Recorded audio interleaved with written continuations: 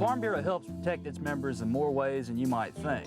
They've always been the voice of agriculture in Arkansas, working on behalf of folks like me when nobody else would. And Farm Bureau stands for the values that Arkansas families care about.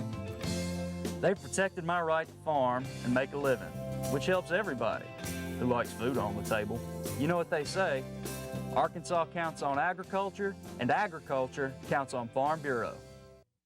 You're watching Capitol View, Sunday morning talk focused on the political scene in Arkansas.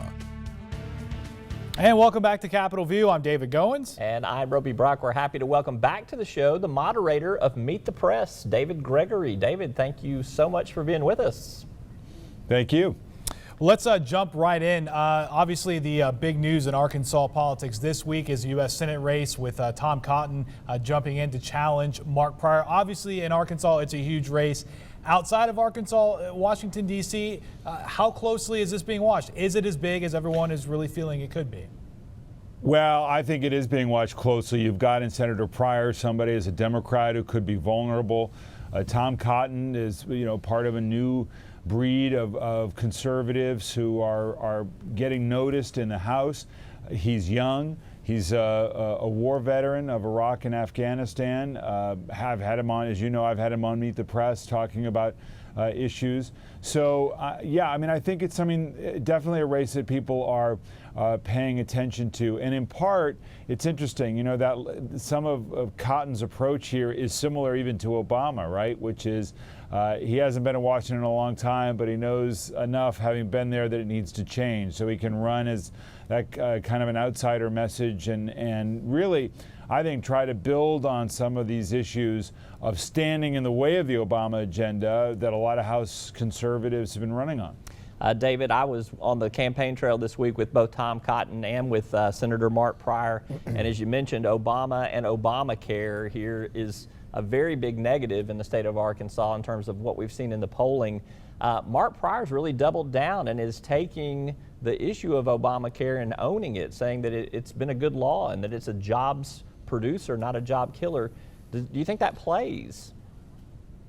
Well, it's going to be difficult because we see in national polling that near 50% of the public thinks it's a bad idea. And so much of that is because it's complicated and people don't know how it's actually going to work itself out once the bulk of it is into the law. There are very positive aspects to Obamacare, and I think as a Democrat, he wants to go out there and talk about it, particularly because it's going to remain the law. The Supreme Court has affirmed it.